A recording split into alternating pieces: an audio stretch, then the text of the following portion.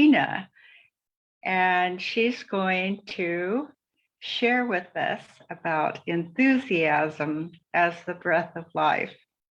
And so I would like to give a big welcome to her and thank her for giving her time to us this morning. And so for her introduction, if you don't mind, I am just going to read her bio from the flyer. This is a sister who has given her finger to uplift the mountain of Baba's task since 1986, I understand. Please correct me if that's not so. And so I know most of you have read the flyer, but for those who have not, I don't want to miss anything in this introduction. So I'm going to start now and read directly. A delightful angel and a passionate explorer of the spiritual nature of the self. Serves humanity by connecting people to themselves and the divine in their need to experience inner peace and happiness, such a need at this time in the world. Moira lives by the deep conviction that life is a wonderful game that we play. Love for truth, love for the human family, and love for God is her driving force. Her journey of searching for the true meaning of love and a higher purpose in life led her to meet the Brahma Kumaris in 1986 at their headquarters in Mount Abu, India. And maybe she can share that story with us if there's enough time at the end. She is currently the director of the Brahma Kumaris Centers in Argentina, and we have often seen her on Avyakti Parvar and her different centers leading us in such delightful dances and bringing us such happiness. So welcome, Sister Moira. Welcome, and your enthusiasm. Oh, Shanti, and thank you. Thank you so much for that introduction. I think I can wave the Sister Moira. She's a very, very loving, light-hearted, sweet soul. So whoever can unmute yourself, audio, video, and we can welcome her. Welcome, Sister Moira. Om Shanti, welcome. Om Shanti, sister. Welcome, sister. Thank you. Om Shanti, sister. Welcome, sister. Om Shanti. Om And one of Shanti. the specialities of Sister Moira is she's the organizer of International Silence Retreats. So this is, I always appreciate her love for deep silence and deep connection with the inner power. So now, welcome Sister Moira, and you continue. Thank you. Thank you, Hansa, and thank you for the Sacramento lovely family for this invitation. I feel very honored to be with you because I've never been personally there, but it's so nice when we see the group, then we know some of you I recognize, others maybe not. So I will start with my how I came to Baba, because my life has been a life of enthusiasm, really. You know, I was 24 when I left Argentina in the search of the meaning of true love. And so I traveled around Europe for about over a year. And I then made it to India. And I was a seeker. I was not so interested in tourism very much. I really wanted to find something deep. I really felt that I was looking for purpose in my life.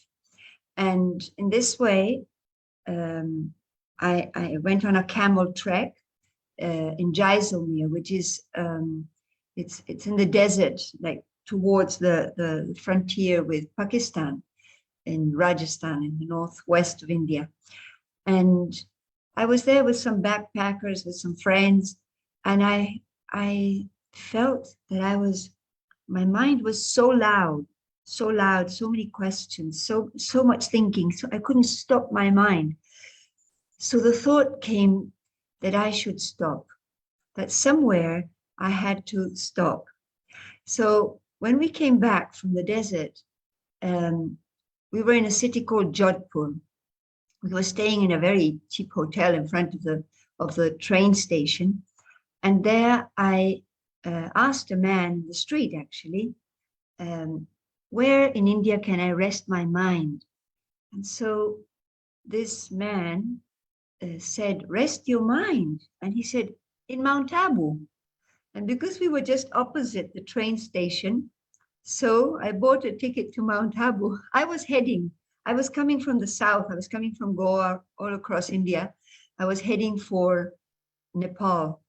And I was going to spend some time in a Buddhist monastery. And just because I wanted some spiritual experience, not because I was into Buddhism at all. But this man said Mount Abu, and I just felt that it was right. So I decided, I went to where my friends were, and I said, well, I'm heading back to Mount Abu because I need to rest my mind. So they all said, we're coming with you. So they came with me to Mount Abu, and I spent about a week walking around Naki Lake and the village and visiting whatever we could see those days. This was 35 years ago in Mount Abu. And one day I was at the Dilwara temple, and something that I was very alert on my trip was I wanted to find happy people.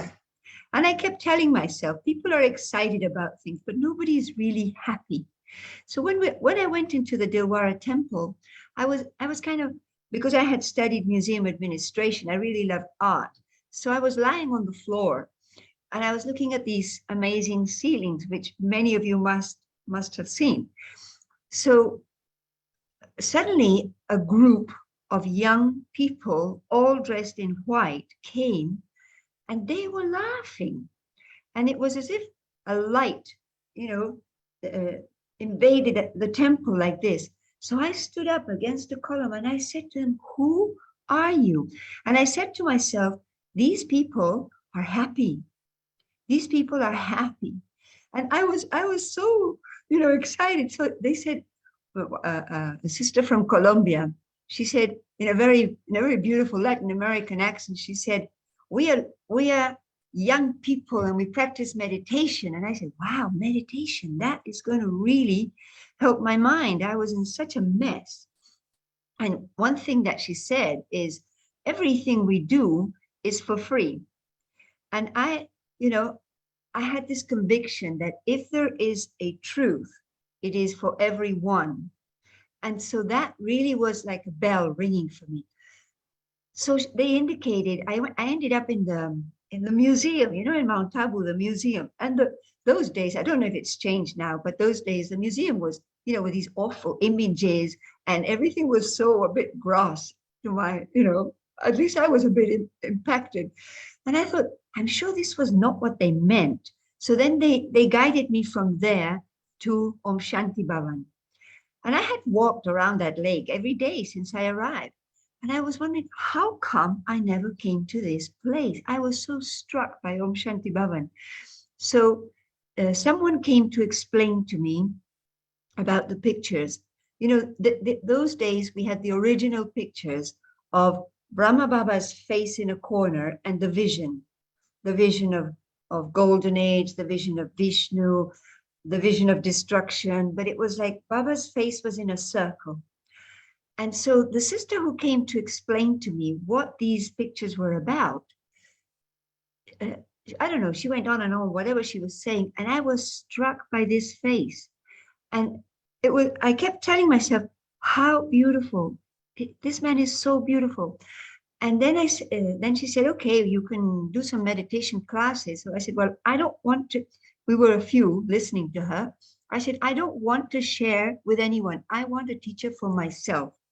And so they put a teacher for myself. And I went there for like 3 lessons. And once they left from Om Shanti Bhavan, this was Sister Mani from London. Maybe you know her. Then she took me across the road and she took me into Pandav Bhavan.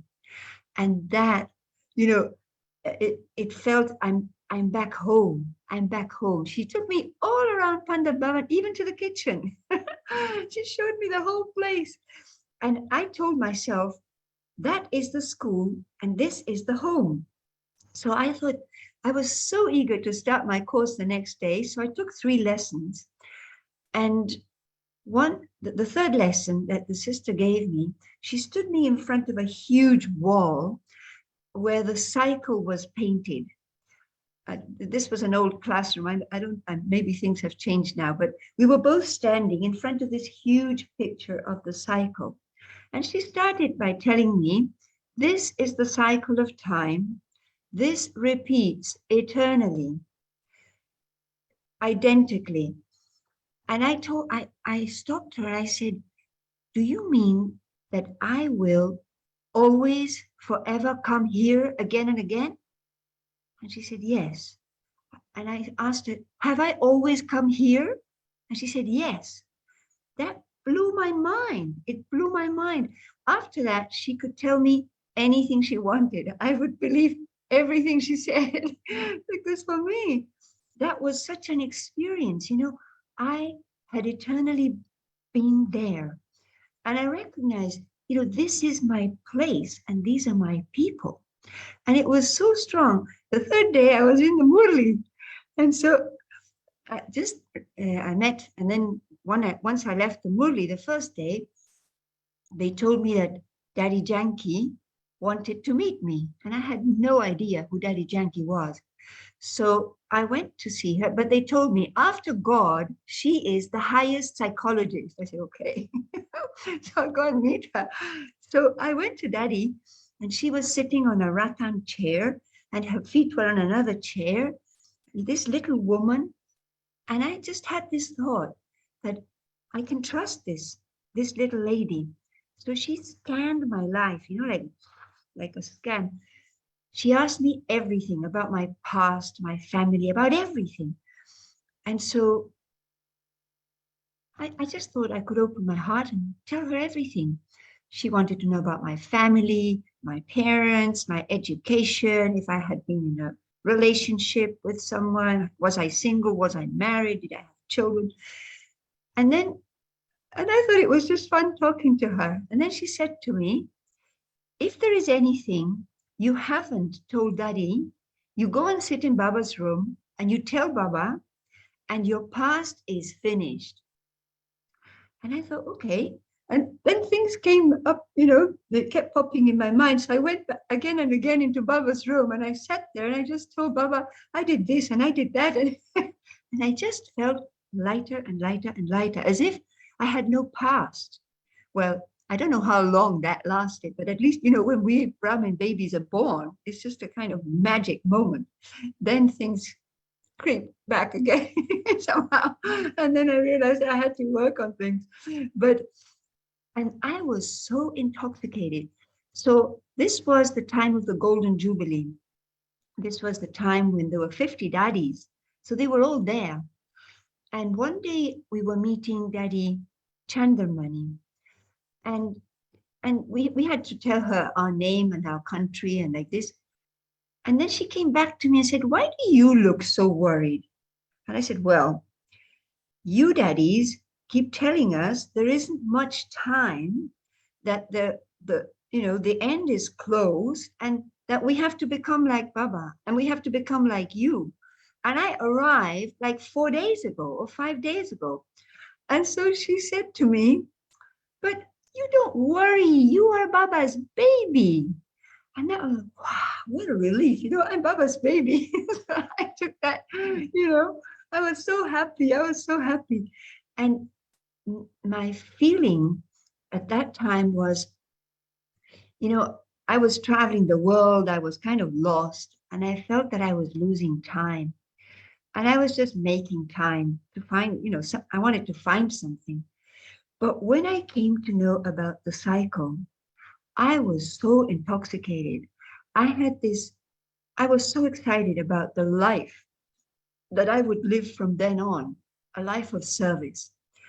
And I have always been so enthusiastic about anything and everything that Baba would ask me to do.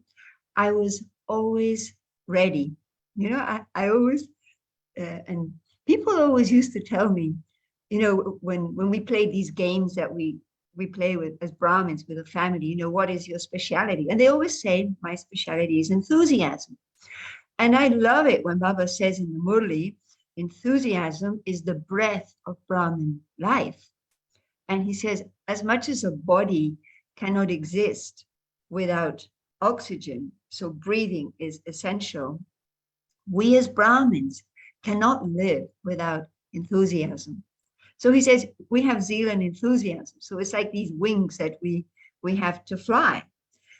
And so being enthusiastic is like, and I really like the word when Baba says intoxication. And although, when we translate Murlis, we have to explain, what is this word intoxication? And it sounds a little bit weird sometimes, well, these people are intoxicated. They might have gone on a drug or they might have taken some alcohol. What is intoxicating? But for us, it means so much. It means like we are overflowing with a happiness that comes from within. And it doesn't depend on anything happening outside of us or around us. And so I like to think that I'm an intoxicated gopi. And so Baba says that when we are enthusiastic or with zeal and enthusiasm, we dance with drama. So we are able to combine ourselves with situations, and deep down within that enthusiasm, there is a certainty, there is that faith that everything is okay. And so it doesn't really matter what is happening or what I have to face or what I'm going through. There is that trust that, because there is that trust that there is benefit in everything and that everything will be okay.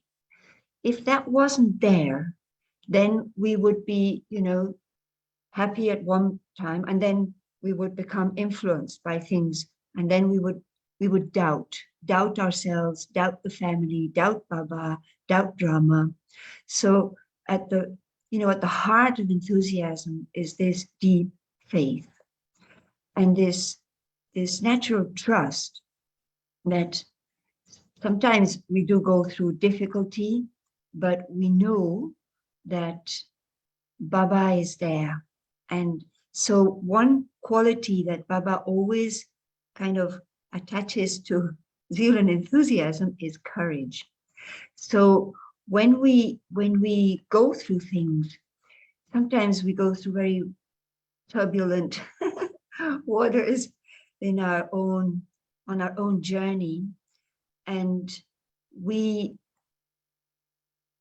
know that any test that I'm facing has come to teach me something, and it has come to go.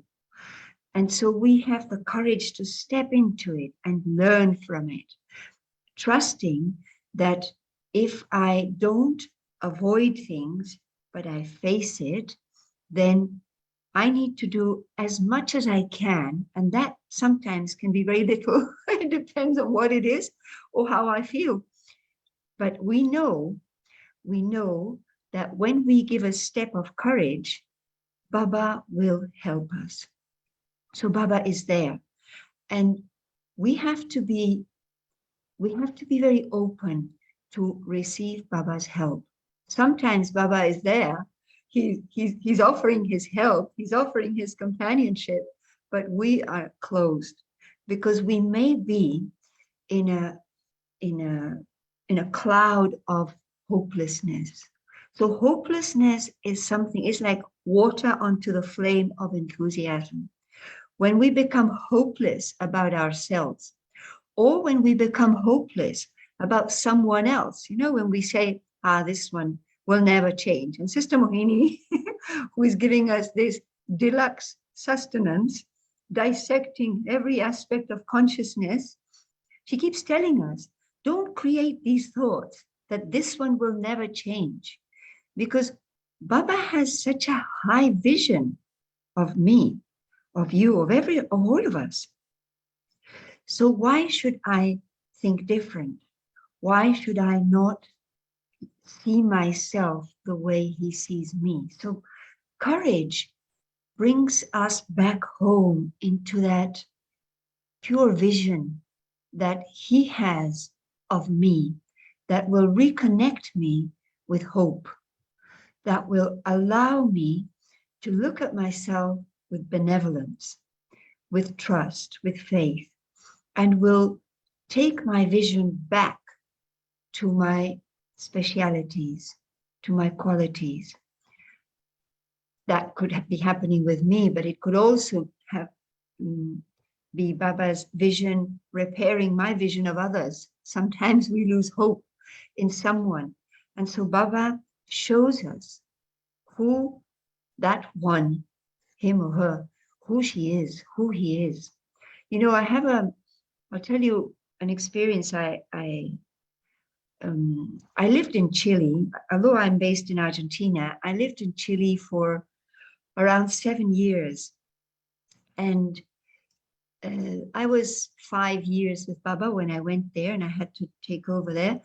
And so I went through a moment in which there was so much opposition, so much criticism.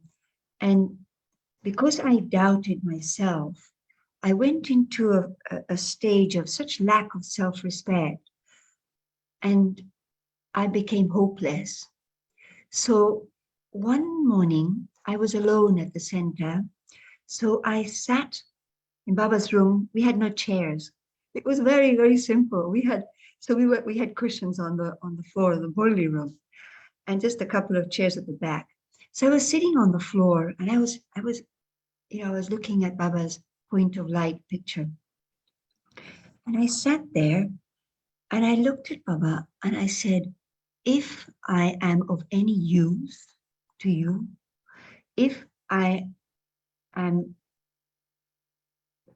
of any value, show me. Because I couldn't connect with anything good within me. And it's as if Baba I was in a cloud of love, and looking into Baba's eyes, into the mirror of his eyes, connected me with my own inner beauty, with my own specialities. And it gave me back I was able to build faith in myself from that, knowing that even if souls don't value me, even if souls don't appreciate me, Baba loves me. And Baba loves me for what I am, not for what I do. And of course, Baba says that he loves serviceable children, and that is not only about doing, but being. And this time, at this very present time, when service is really about vibration, when service is about being a divine presence and our drishti.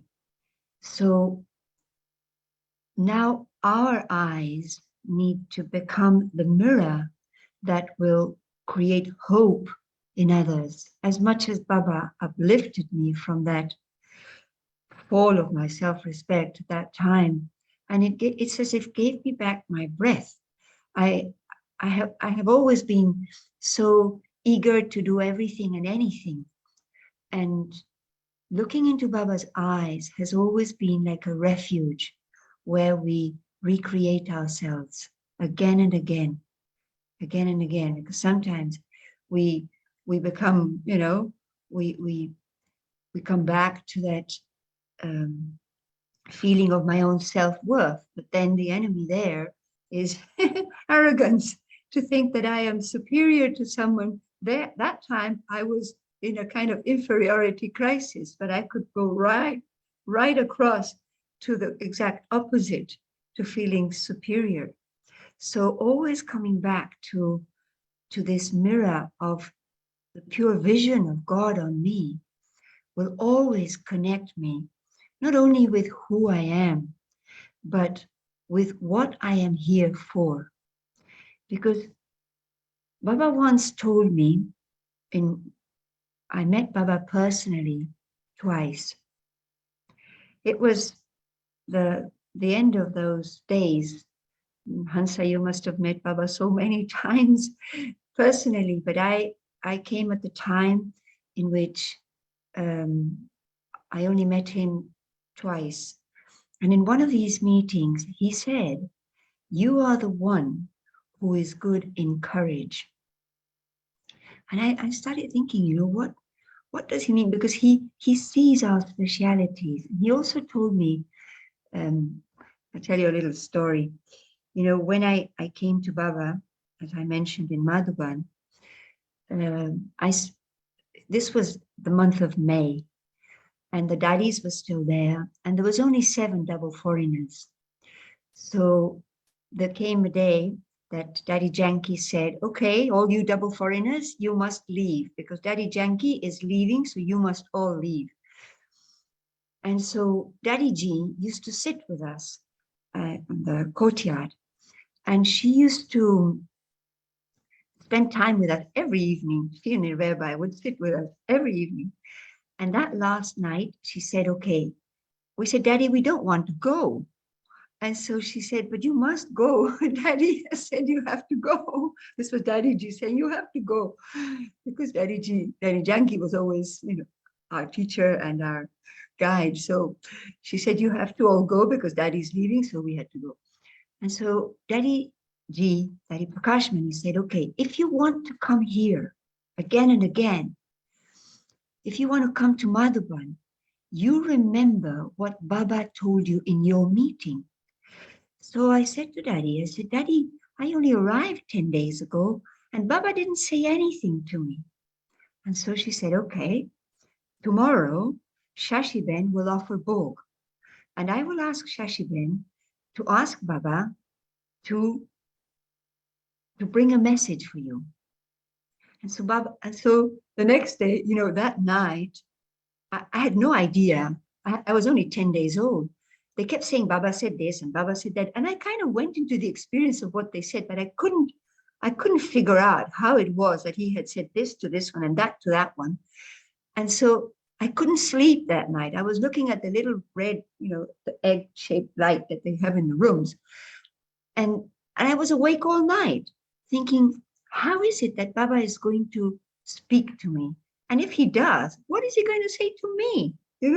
And so it kept me awake the whole night. The next day after class, Shashiben offered Bhog and she brought the message from Baba. And so she said, "Baba has a message for our new sister." And so Baba said that I was a jewel of contentment, and that wherever I went, a lot of service would be done because much love had been shared by this child. But one thing that he said to me was, "Child, don't think you haven't met me. You are sitting on my lap." And I thought, wow, I kind of jumped off my seat. I thought I was going to hit the ceiling. And I left Madhuban with such intoxication. And it took me a while to think, to figure out what this contentment meant. Because then, I started on my Brahmin journey and I went through rough moments. I went through moments of, competition and conflicts at the centers and these things. And And I kept thinking, Baba says I'm a jewel of contentment, but I'm not content. So what does he mean? Is he really looking at me, or what is he seeing in me that I can't see myself? So it took me a while to realize what was my speciality. And then I realized that this enthusiasm is a natural speciality, something that comes across. And I'm always available, always available. And it's as if I could, maybe I say superficially, I'm a happy soul. And I have to admit that there are areas of myself that of course I need to transform and I'm not happy with, because I need to work on myself. And I'm really enjoying this time that Baba has brought my attention and our attention. He has given us this break from coming and going and doing and being available at the doing level. Because I have always, I had this reputation that I was an all-rounder and ever-ready soul. But, like Ken, who is our RC trustee in Latin America, he would always encourage me to do things. And I always thought things were possible, because enthusiasm makes big things small. And enthusiasm is an energy that allows us to see that nothing is impossible. And so I love this game. I really love this game. And I'll tell you another story. Once I had arrived from Madhuban right at the beginning.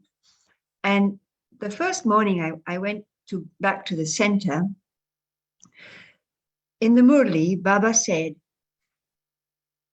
to go and meet the Pope and give him the message of peace.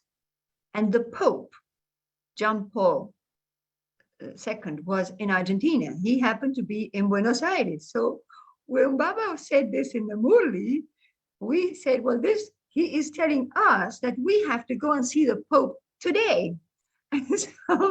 And so we, after the Murli, we were sitting in the office writing a letter, and I never doubted that we would do it. And so I said, well, we didn't have anything. We didn't have proper flyers. We had really nothing to give people those days. Like we didn't have, now we have beautiful books and things that we can always take as a gift, or cards. But those days we had nothing. It was just my intoxication. And so I said, I'm happy to take whatever we produce to the Pope. So we spent about an hour trying to think, how do we write to the Pope, dear Pope, His Excellency, until we came across a way that we thought would be acceptable for the Pope. We were completely, inexperienced. And it was just, this intoxication just makes you do. You don't need to think too much. It doesn't need to be perfect. It just needs to be. And so I phoned a man in the Catholic Church. He was because I was a volunteer previously in an organization, a Catholic a charity. And so I had this friend, and he was very high up in the Catholic Church. So I phoned him and I said, look, I have to meet the Pope, and I have to give him a message. And so he said, well, there's really no chance that you can meet the Pope unless you have an appointment. And so he said, but I am going to broadcast the event, that it will happen, a national event that was going to happen with the Pope at a very big, prominent auditorium. And so he said, and I said, well, I have a written message for him. And so I said, can you put this into the Pope's hands? And he said, yes. So I said, okay, so I have to meet you and I have to take this to you. So he said, meet me at the post office, which was a huge, beautiful building, about 2 blocks away from this auditorium. And he says, I'll be there like 10 a.m. But because it took us so long to do this letter, by the time I took a taxi, and then the security of the Pope had cut all the streets. I couldn't reach with a taxi anywhere near the place I had to meet this journalist. So I had to walk like 10 blocks. By the time I arrived, he had gone. So I said, oh, what am I going to do now? Baba said, we have to give the message to the Pope. So I walked to the place, and there was like a black wall of policemen, all one beside the other, one beside the other. And there was no way anybody could get anywhere near there. So I was dressed in white. And so I said, okay, I'm going to walk straight into them, you know? And so I came there, and they turned around, and they kind of looked at me, kind of in a joke, in a kind of laughing mode, like, hello, is there anything you need? And I said, yes, I need to take this letter to this man called Tito, because this is for the Pope. So they looked at me and they allowed me in. And so a man came, a security officer came, and he walked straight into me and said, you know, what do you need? What are you, you know, why are you here? So I said, well, I need to give a message to the Pope. And I had to meet this man by the post office, but because there's the traffic thing, so I was late, but I have to meet him. So he said, okay, join me. So I walked into the building, and they didn't even scan my little bag with I had a folder with whatever we have prepared for the Pope. And they allowed me in, and they just allowed me in. And when I went to the journalist booth, my friend nearly fell off his chair. He said, what are you doing here? How did you get in here? And I said, well, I'm bringing the message for the Pope, and you have to put this into the Pope's hands. So he was so surprised. First, he looked back at me and said, Moira, are you kidding? And I said, no, you're having a vision. It's not true. And it was, you know, so I gave him the folder. He gave it to the Pope. And that experience, I was so young. I was only like a year old in Baba's knowledge. And that, from that, I learned that nothing is impossible. And that whatever Baba asks us to do, if we don't doubt it, and if we just, you know, we do whatever we can do, then Baba will do the rest, and drama will provide the scenes. So I always remember that as something that it was kind of printed in my heart, you know, like whatever he says, we will do. And it's like this trust that whatever is required will be provided. And it's such a game. This is why I have this conviction that life is a game, and Brahmin life is such an amazing game. And we are the winners of this game. And although sometimes we go through moments in which it seems like we may be losing out, or maybe we are losing, you know, our faith in ourselves, or our stage. And during this quarantine, that we were stopped. We went into this stop lockdown. Although I never stopped, because I got a permit as a priestess. So I was able to drive around everywhere, wherever. We have a retreat place. I'm in a beautiful place called Paradise. It's a little retreat place that has been lent to us. And so I was driving between here and Buenos Aires City, where we have our main center. And I never thought that anyone will stop me, because I'm on Baba's service, you know? And so, although we were stopped and the permits were requested in the traffic here and there, but it's like, I have no doubt, you know? And it's so funny, because people said, how can you move around? Nobody can go out, you know, from home. But, you know, Baba made us a priestess, so that's fine. So Baba will make us whatever is required for whatever he needs to get done to us, gets done, you know? And it's only a game. And we know that sometimes we have to go through tests, and sometimes big tests, because Brahma and Baba will test our faith at some point. And so we have to have that courage, but we know we're the winner. We're the heroes. We're a heroine, you know? So, and in this pandemia lockdown, we were given this time to explore our world, to move on, to reach another higher level of ourselves, to understand drama at a different level. And this shift from the doing to the being is what takes the most courage. And so I realized that the enthusiasm that I have always used for doing, for coming and going, Baba made my life an adventure. You know, in Latin America, we had to start different countries. So many different stories. And I have had such fun as a Brahmin. You know, I can't think of a better life. Sometimes I think, what would I be doing in the world if I was not Baba's child? You know, where would I be? You know, one thing that came to my mind is, because I love wild animals, I thought one of my dreams was I would be preserving big cats, you know, lions and these big cats. That was one of my things. But then I thought, what a waste of time, because humanity needs us, no? So I really think that this is the adventure. But now the adventure is very subtle. Now the adventure is going into all these passages of the mind and is really exploring what is in our heart. And I realized that I needed equal amount of courage to go within as I have used to go out and do things.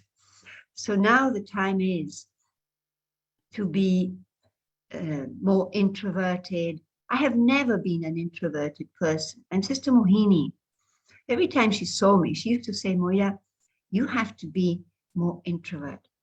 And I always saw her so still, you know.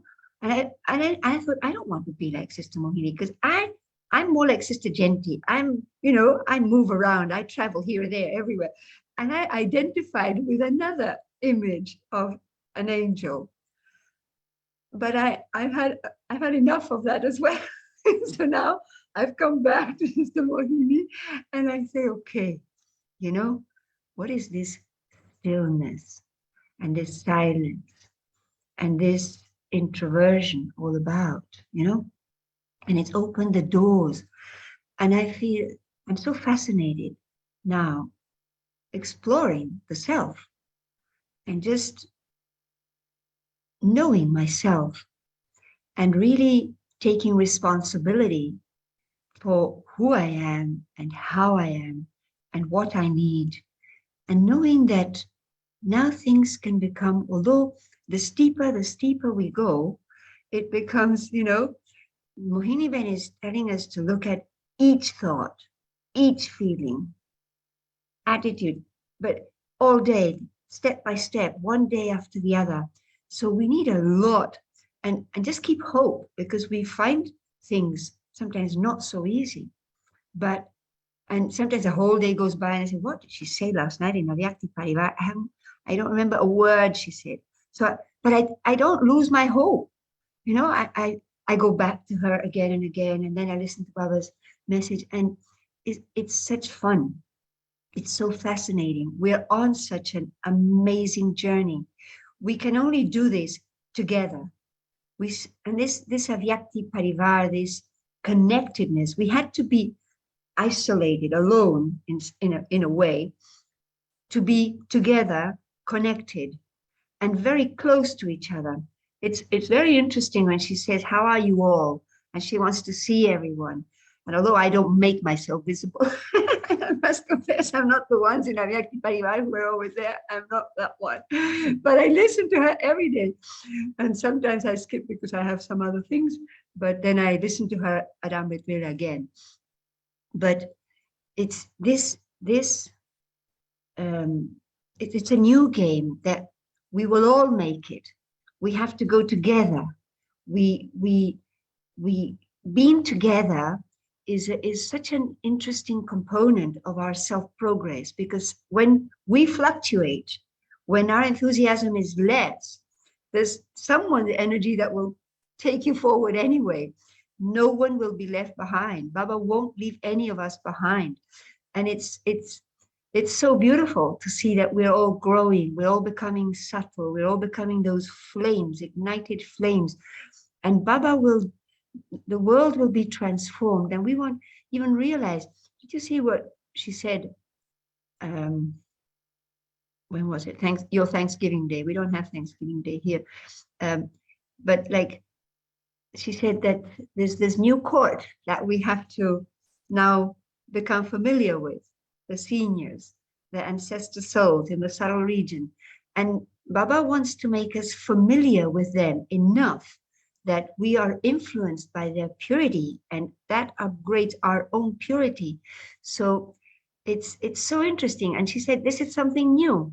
So over time, we're taken into this newness, and we need to just trust that everything is okay, but we're going steeper and steeper. So also the risk of, what happens to the flame when Sister Mohini is talking about something so, she makes it sound mild, like flickering. She says when the thoughts flicker, but sometimes the flame goes off, not only flickers, but so we're there, we're together, and we ignite each other's flame. Even if we don't talk to each other, we are there. We create enough heat that we can rekindle our own motivation. We don't lose hope. We keep going because we're going to make it. We are destined to succeed. And enthusiasm, Baba says, is our breath, and it leads us to our victory. So I always make myself aware that I need to be brave. I need to be brave and go into more subtlety. When we think we have conquered a layer of awareness, there's yet another layer that is so invisible, and that is the trap. So we have to go even deeper, even higher, even deeper. So I feel very blessed, and even more so, I feel so grateful, so fortunate, so fortunate. Enthusiasm is very much connected with this awareness of being fortunate. And Baba says, make this state of awareness remain immersed in you. And it's one of the titles that Baba gives us that I love most, to be, every day I tell myself, I am such a fortunate soul. Sometimes I don't believe it. I'm saying, I can't believe how fortunate I am. And the greatest fortune, of course, is to have met God. I always think, the first time I came across this term, fortune, with this meaning, a spiritual meaning, was when I was born in Madhuban, when I took my spiritual birth there. There were two sisters from the Caribbean. They were Lokik sisters and also Brahmins from Trinidad. And I had about 10 kilos more. My body was a bit chubby, and I was much bigger than them. But they were taking me, each other. They were holding me each one was holding me by the hand, as if they had found a little baby, and they were taking me all around Madhuban, introducing me to everyone there. And whoever met me, the same thing came out of their mouth. You are so fortunate. And I was, I was in such a glow. I was in such a, I was so intoxicated with my Brahmin birth. I was not aware what this word fortune was about and why they said that to me. And then when I walked out of Madhuban and I took the train, and those days, those dirty Indian trains, because we used to travel second class, and it was called super fast, super dust, because we arrived to Delhi, we were covered in dust. And so, and I was now all dressed in white. I was like like a little angel, but I was with my backpack. And when I hit the road again, I thought, it was like this word fortune kept coming again and again. And I thought, like I became aware of where I had been, this Madhuban, where I had been. It was like a heaven on earth. And then I went to Delhi and I saw a center, this Pandit Bhavan. I was told that I couldn't tell anyone that I had just arrived. And they kept me there. And it had it had to be my secret that I was only a newborn baby. And then I realized what a contrast between Madhuban and the center. I said, wow, how fortunate. And so this thing of fortune, it kept growing and growing and growing in my mind.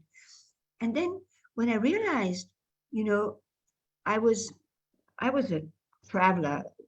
I sometimes tell people in Spanish, I am an incurable traveler. And Baba had this part for me, that I would be a traveler forever. And I went here, there, there. And so my life, and I kept thinking, how fortunate I am. How fortunate I am. And regarding this traveling, I want to tell you a secret because it's to do with discovering this power of thought that we have. I was returning from Madhuban. Hansa must remember the year when Oxford was inaugurated. And it was the 30th of March, and I was returning to Chile. I was living in Chile via London. And on the 4th of May that year, Oxford was going to be inaugurated. And we had, all the NCs had received a personal letter from Daddy for the inauguration of Oxford.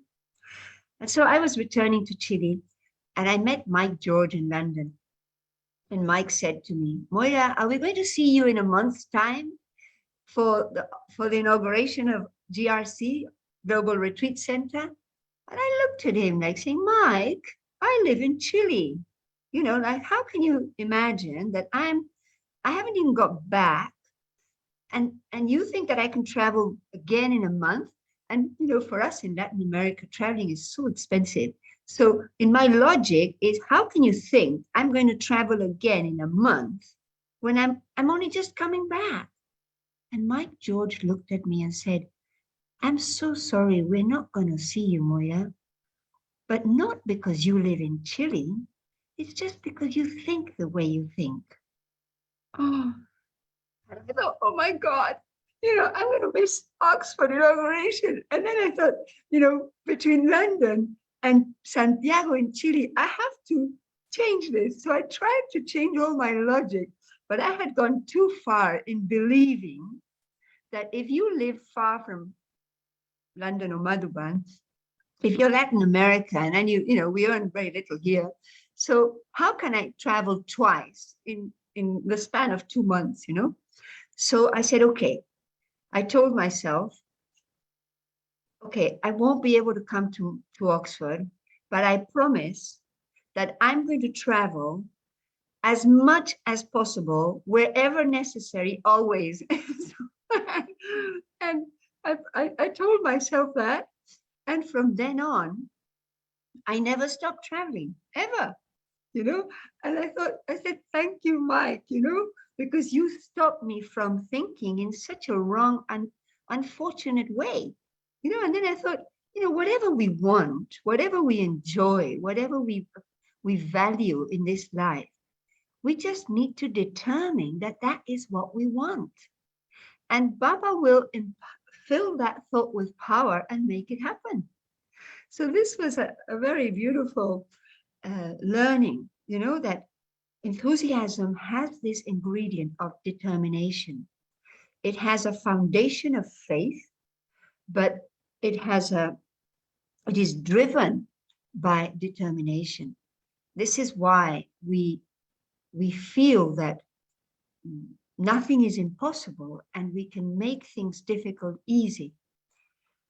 So, Om Shanti, I'll stop here. I don't, if any of you want to say anything. I don't know, Hansa, how.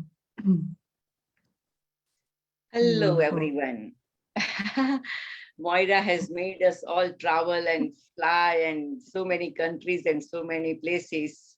And in her story, she shared with us such a secret, such a beautiful message, such a wonderful formula of the life. And it's very touching to all of us. And this is such a story that it is not because you live in Chile, because you think so. Isn't it interesting that in any area of the life, it applies to all of us? And so we can see if we want to enjoy our life and enthusiasm, we have so many open doors that we can do that. And it was so joyful. We don't have enough word to say you thank you. And before Sister Linda will come, anybody has any question or comment or something? Because then, Yep. Yeah. then Om Shanti. Can you hear yes, me? yes. Yes, Joanne. Yeah. Yeah. Do you remember walking up to me in Madhaban? It was my first time in Madhaban, just around the kitchen. You walked up to me and you said, "Do you know how loved you are by God?" And I said, "No."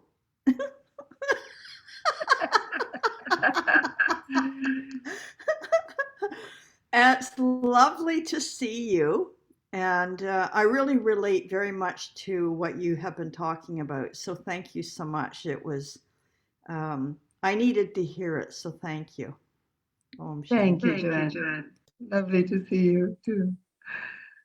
Om Yeah. Shanti, sister. It was, thank Tanya. you very much for sharing your experience with us.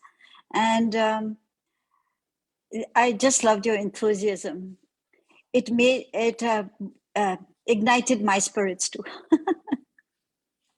Thank you so much. Thank you, Tanya.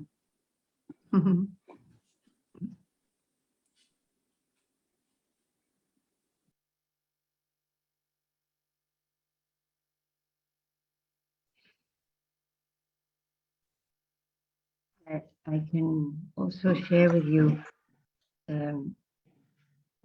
something, because Baba has said, use your speciality to awaken that in others. And since the lockdown, we have started something in Latin America. What I always love of Baba's vision is that he doesn't see a divided world, although we talk about regions and countries and this and that. But in Baba's, Baba is creating a one paradise. It's a unit. It's just one. And so I have always held this vision that Latin America is one, and it really represents 19 countries, but it really is just one. So throughout this pandemic, we started a process which has been like, it's been like a snowball effect. This is what enthusiasm does. It creates a snowball effect. And so we started doing things together. So we have regionalized everything in service. We do together. We have some countries which are very developed, very organized, with bigger families than others. And some countries, there's very, very few Baba's children, and some countries are poor, and some have less resources. And so what we have been doing these 2 years is we have become one. And so although countries are countries, cities are cities, but we share everything we do together. So we have, for example, guests coming to read the Murli. We are divided into 2 time zones. So we are like 10 countries. So we have guests for the Murli Mondays and Saturdays for those 10 countries together. So we're allowing everyone to meet Baba's jewels from around the world. So the world is visiting Latin America. And then the northern countries, another 10 countries more or less, or 9, they also share their guests. So in this way we do together. Then we have 25 teams, and the teams are all international. So we have like a brothers, Pandavas team. So they may be people from 5 countries in the team, and they do things for all the Pandavas of all Latin America.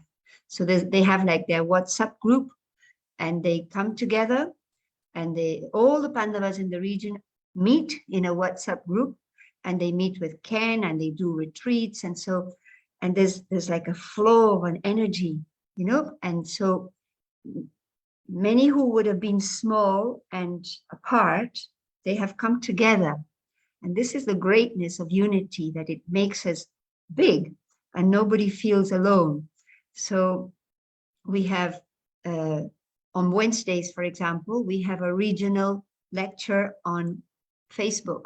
So we have found a way that you can make all the 19 countries, plus some areas in America, Miami and Dallas, and I think New York. We put all the Facebooks, it's like a chain of Facebooks, and we give one lecture and it comes out in all those Facebooks all together. So it's amazing, you know?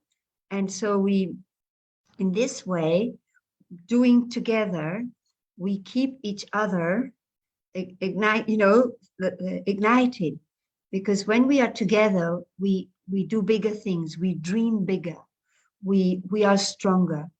And so in every, we have mothers groups, we have youth, we have children's group, we have Pandavas regional. We have a group who are doing programs for children from around Latin America, Lokik and Alokik. And they meet once a month, children from all these 20 countries, and they have a program. And if each country was to do a children's program, we wouldn't do it because we don't have children in Argentina, in Guyana. But like this, we can, so there's, when we are together, we grow so much. We are sharing, of course, translators. Then we have a team doing the environment, you know, things to do with environment. So it's international. We have an emergencies team, preparing the family for emergencies, international. So these teams, so the idea is, you know, when I think of enthusiasm igniting the flame, it's like pollinizing, you know, it pollinizes the region. It's like the bees, they're everywhere. So it pollinizes, and there is such synergy, you know, it's so powerful when we come together. So this has been something that, at least where I feel that Baba has used our speciality, you know, to make people live in a bigger world. Sometimes we're in a city, in a small center with a small family. So we have, probably they've never traveled to Madhuban. So they live in a little world, like Brahmin, as if Brahmin, you know, the Yagya was a group, and we're not a group. We are a global university. We are huge. We are incredibly powerful. It's this living Yagya, you know? And so like this, when we are together, it feels, and now everybody, then all the teachers, for example, all the teachers of the region trained together. We had 6 months teachers training. Every other Friday, they all met. And the youth are the ones, you know, upgrading us with technology. So we're learning from them. And we're giving so much space to young ones, to, you know, putting them in front. They are the heirs of the Yagya. I feel for myself, I've been around for so long, and Baba has given me so much. But now we have to pass it on, you know, and this is so, and encourage souls to take initiatives and do new things. Because one of the things that keeps this interest going is that we need to innovate. We need to do different things. We need to refresh the way we do service. And change is going so fast. And we need to learn from each other, because none of us have all the skills. But together we have them all. No? So this has been an amazing journey that Baba has put us as a region, and we have created a regional core group. So we are like, we're 5, and we work with Ken, and we each has like, we have 25 teams, regional teams. And so, like, for example, I have 8 teams, and the others have, each one has so many teams that you care for. So we meet them, we encourage them to do, and in this way, I think we keep this flow. Huh? And there's one thing that Like the main criteria is inclusiveness. We want all Baba's children to be part of it. We want all Baba's children to create their fortune. So we have to find ways, like we can't have Brahmin unemployment. Everybody has to be engaged in Baba's task, because whatever we do is still not enough. So there's no space really for someone to be, left aside or not growing or not engaged. We also have psychologists who are offering help for souls who have some difficulty and they need some guidance into some kind of therapy where they can heal whatever they feel they need to heal. So there's this support, and that it's okay, whatever you need, you do, and in so many ways we can ignite the hope and encourage souls to move forward. So this has been a very interesting collective game that we have all been engaged in. And when you introduced me, Johnny, you talked about me dancing. I am not a dancer, let me tell you. And you would never, Hansa, you've never seen me on stage in Madhuban. I'm never the one singing or dancing on the stage.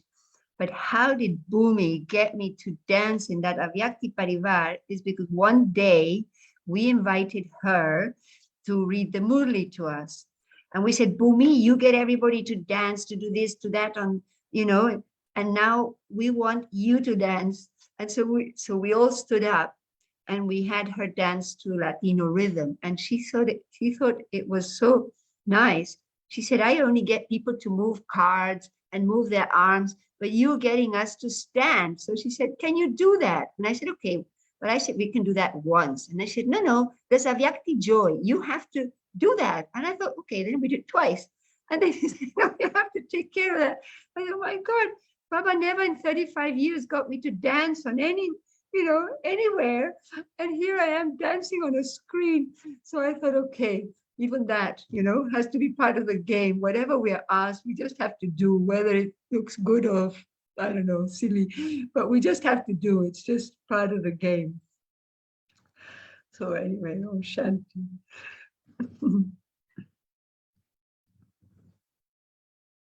In meditation.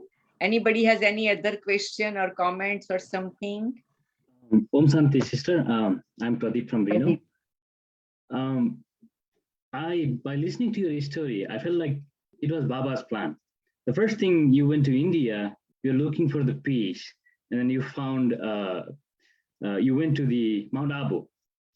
Then what surprised me the most was you got the chance to meet the Pope without any security check. That has to be Baba's plan. Otherwise, you cannot. That's like impossible without the divine help, without Baba's help. So it's like we are part of the plan, and then we need to have faith on Baba, and he will guide us through. That's all I got from your story. Yeah. And thank you for sharing it to us. Pradeep, I think there is a master plan. So when sometimes we have this arrogance, that I want to plan this and I want to plan that, we just need to tune in. The plan is already there, the master plan. And if we allow Baba to plan for me, then his plan is way much better than mine. We can only make a little plan, but he makes a huge unlimited plan. So we have to, although we have to, Baba says, plan this and plan that, but the bigger planning of my life is in his hands, really. Yeah, that's what I got from your story. And that's what I think, we have to have faith on Baba, and then he will guide us through. Yes. Thank you, Dr. Pradeep. Om Shanti. Sister. Gita. Yes, Om Shanti, Sister Moria and everyone.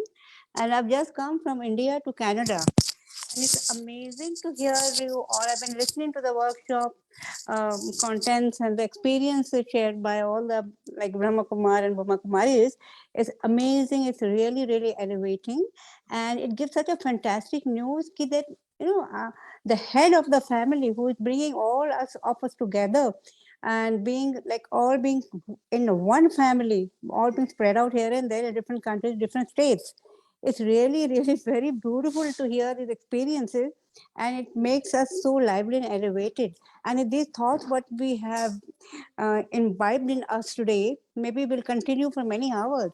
And if we continue to have such workshops, I think it will be a different change in our life from inside, from within ourselves, from every cell, every organ of a body will be a workable condition. As the Baba says that we have to work through our senses. Sometimes we forget, but these reminders will make us work definitely very intensively towards the global peace and towards the global oneness and all that. Thank you so much. I'm so happy to be here. I can't tell you, and Sisi Agam word is really much interested in my life also. And because I'm very lively in one way, but I get also carried away by a lot of other factors in life. But here, listening to you all is such a beautiful experience that it's as if I am catching those infections of enthusiasm within me. Thank you so much. Thank you so much. Thank you so much. Om Shanti. Thank you. Thank you. Thank you, Gita. It's Baba's magic. You see, he puts us beyond everything, everything. That doesn't matter Absolutely. where we're from, culture, everything is Brahmin. The Brahmin world is a world of magic, really. Mm. It's a wonder. Thank you Yes. so much. Thank you, Gita. Thank you so much. And, that's what we need to do. Whatever time right now is, we cannot go Madhuban, but we create this energy. We really appreciated this. And it's going to be very special. So Moira, we will like to join with you in your Facebook also, like Miami and Dallas is. Let us know how we can do that. Yeah. If it is It's- okay. Do you have Spanish? Do you have Latino people around you? We have, but small group. Oh, because it would be a lecture in Spanish. We can certainly include you. So whatever we're doing in these lectures, what we do is we also invite our friends who join the BKs, and they interview. It's very interesting and different topics. So we can certainly include Sacramento on that. Definitely. Yes. It will be in Spanish. Maybe some souls is going to be awakened. Yes, why not? Why not? You never know, right? Yes, why not? So it is only exclusively in Spanish? Yes, because this is the Wednesday lecture, and it is, we rotate different teachers from different countries or different VIPs from different countries with one BK. There different things happen. So sometimes it's about environment, sometimes about women, sometimes it's about health, some different things, and it is in Spanish for all these countries. No problem. No problem. Maybe some Spanish soul will get benefit. We don't know. Right. The Facebook is open to all. You know who would be able to help them? Marcela from Dallas. She might be able to help you because they already have it. Okay, so I will talk to her also. No. Right. All right. And we will send you our Facebook link, so in case it can be connected that way. Definitely, yes, definitely. Yes. Okay, anybody else? Anyone is here for first time? I don't think so, but in any case, if you join this Zoom link first time, doesn't look like, okay. Some brothers and sisters joined from Canada, Vancouver, some joined from Canada, and some joined from San Francisco, some joined from different parts, Texas and things like that. So we are very happy that, yes, Saminesh. Samane. Yeah. Hello. Om Shanti to everybody. Nice to meet you all, my lovely family, for the first time. And we moved to Canada from Iran, and I'm new arrival here. And it's fortune for me also to join you and meeting all of you for the first time in this life. Yes, very good. Yeah. So there is one sister from Iran is with us here in Sacramento, and one is in LA also. Oh, So if you will contact us, if you have our flyer, you can contact. I will send you her number to you. Okay. well, thank you very much. We have we had in Iran about 10 or more BK, and Oh, yes, for the first time I visit Daddy Janki in Madhuban about 10 years before, and I told to her that we have no center in our country, and because of the government and we forbid us for any because of religious and many things that you know. Until she told me, okay, your home is center and you can go to your country and open it.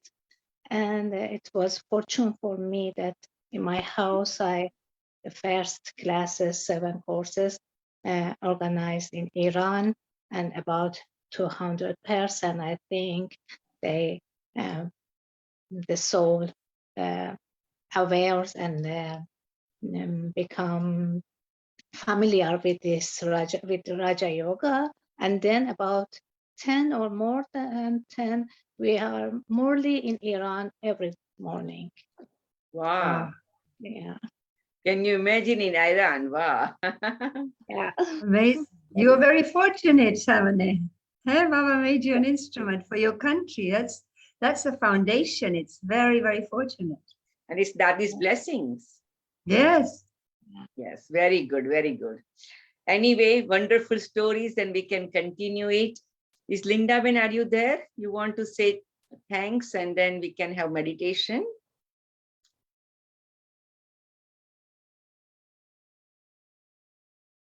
You're muted. You're muted, Linda. Unmute.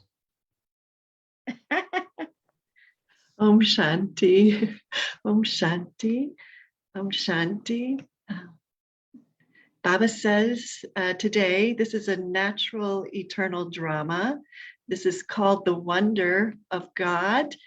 And so this whole sharing today felt like a border crossing. You taught us how to cross the borders, and you began with saying enthusiasm is the breath of Brahman life.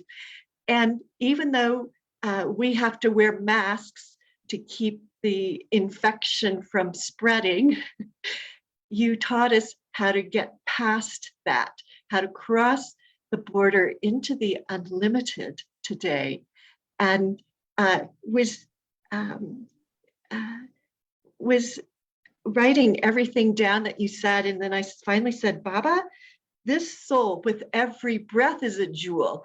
How can everything be written here? Because everything is a jewel. And Baba was saying it's because that soul with every breath is giving us a jewel. And it is an unlimited sharing that you have given us today. You have truly taught us how to go past the borders with this gift of the enthusiasm that you shared with us today. So it's a big thank you from this place of the unlimited and this wonder of God that you have brought to us today. Thank you so much, sister. Om Shanti. And thank you. So, Thank you. Okay, thank you so much. And we all, Moira, would you mind to lead us into meditation? Okay. Sure. And then in the end, we will wave to her and we will not be surprised that Moira sometime visiting us physically also. Thank you, Hansa. Thank you so much. You're very, very sweet. We all are. Okay. All right. So let's go in our own place and let Moira take us.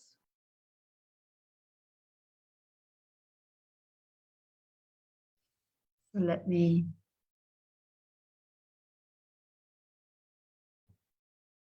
go deep within myself. That space of truth.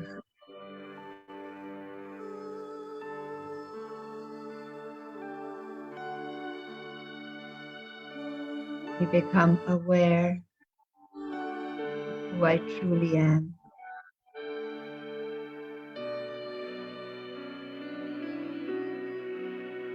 Beautiful diamond.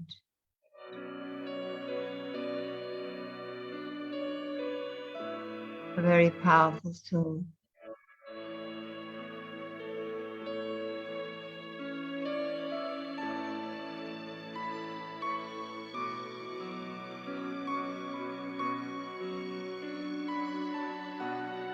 Take my awareness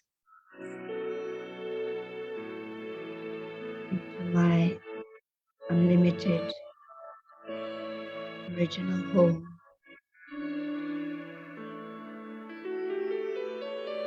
Where I see myself as light, just pure light.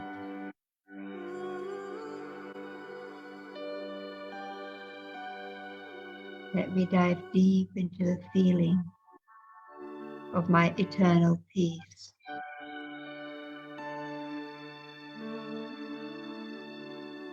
The one that I truly am. Baba's presence.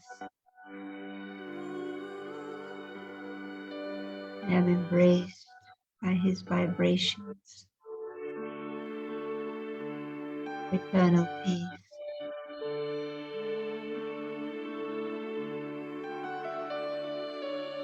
His light goes into every corner of my being.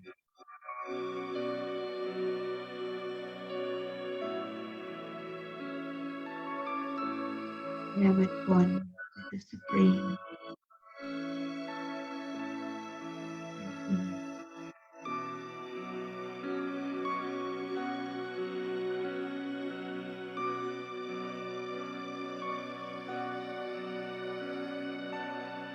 His loving eyes. To see my own beauty.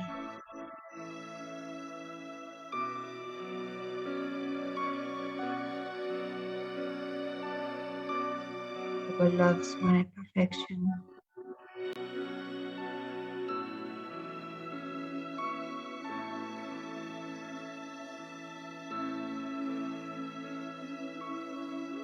He fills me with power, with unconditional love.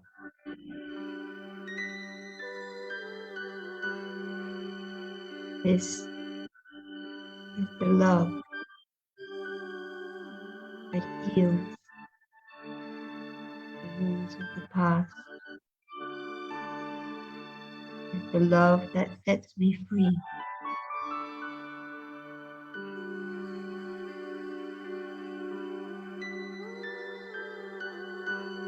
Love that allows me to be who I am.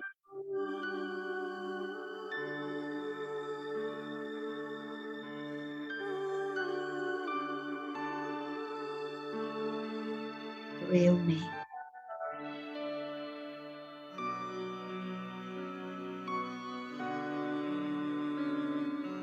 As I fill myself with the feeling of Baba's pure energy.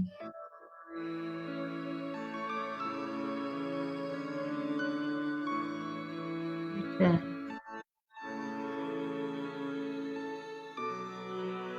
I breathe deeply and allow this energy to spread my body and everywhere around.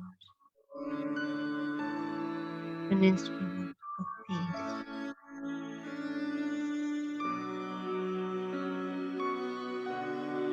Free being. I'm here to play my part. All I have to do is shine the light that I am.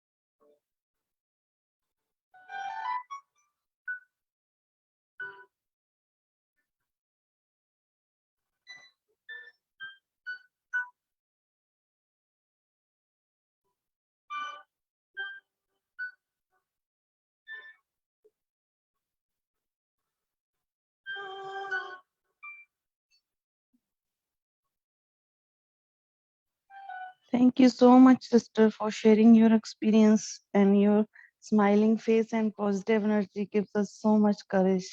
Thank you so much. Thank you so much. Thank you all. Thank you Our all. love and regards to whole Argentina family and South America family. Thank you. Thank you. All our Thank love to you. you all as well. Om Shanti. Thank you. Thanks a lot. Thank you, Raju. Om Shanti. Thank you, sister. Thank you, Baba. All right. Here we go. Om Shanti. Thank you, sister. Sukhvinder, thank you. Okay. Om Shanti. We will end the session now and we'll see you soon. Yes, thank you. Bye-bye.